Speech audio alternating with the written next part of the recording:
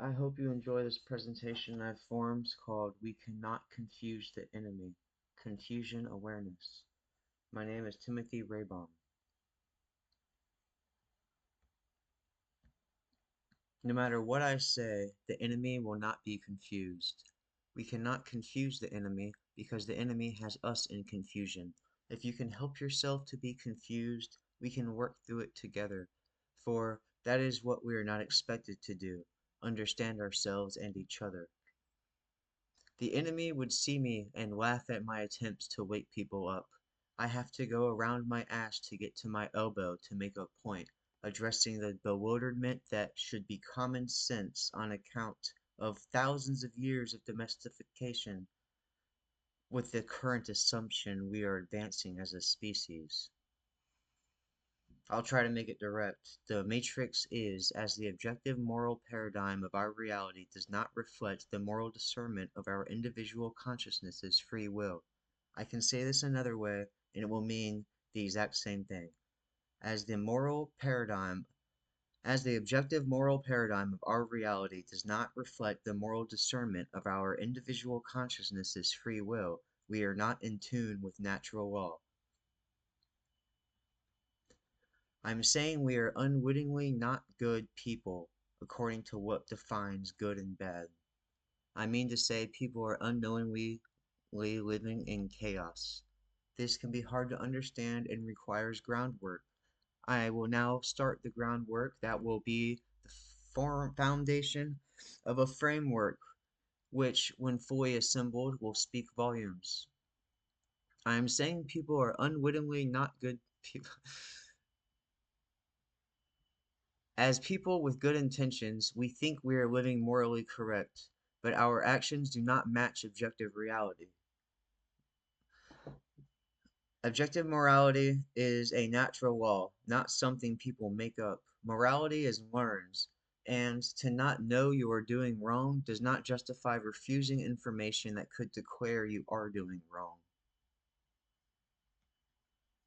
If you do not care if you are doing wrong, then you may as well be, because your principles will not keep you from doing something immoral, which is learn what is right. You may as well be a murderer, because if someone can justify a reason to kill, you would do it. You have life fucked up with no principles to refer to. Even as people with good intentions, some would say Jesus is king, and in that sentiment, they show they are still confused. Let's just say the enemy wants you to accept authority as legitimate. The enemy, the issue in believing anything Jesus said was true is not that you did not witness what was said, but that we have the personal responsibility to discover morality for ourselves. There is nothing more to being a good person. You're not a good person because you do not do things your religion says is immoral. The authority of religion is an illusion to true morality. When we do not choose the actions that we know are moral and choose actions we have been told are moral, we are following orders to live moral, not living moral because it is the right thing to do. If anyone is confused, that is good, because it means you have heard something that has caused you to seek understanding. That is what it takes for you to step out of erroneous belief without letting your emotions run you away. Truth is discoverable, and perception is not reality. That saying is wrong.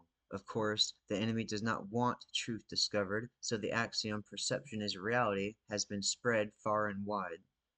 The enemy cannot be confused because the enemy knows the truth of how natural law operates and knows it is the governing part of reality that is being ignored, replaced by governmental authority. The people of Earth are demoralized and have been disempowered from having any defensive power over evil, designating only specific workers of the state with power to defend, when it is all of our right and responsibility to assist when we witness evil.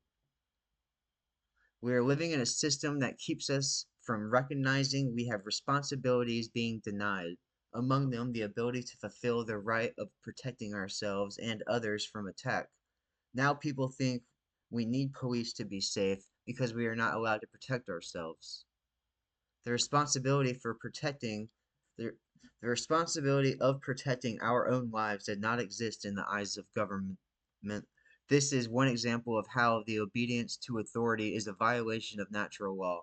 Political law can only establish more control and are followed to prevent punishment, that is, coercion. Natural laws are discoverable and are to be aligned with regarding our actions. Man's laws are enforced and obeyed regarding our actions. Even laws which seek to prevent harm are immoral, because authority is illegitimate. Murder is not more wrong than when discovered through natural law because political law says it is. If a person does not rape because they cannot instead of will not, they are not a good person. Authorities seek your obedience, causing you to obey. They have your body, mind, and soul. The mind is the connection between the body and the soul. Violations restrict the ability to live safe and equal. All of these are physical and metaphysical transgressions of theft. Murder, rape, assault, trespass, physical theft, deception, and coercion. Thank you for joining me. I hope to continue on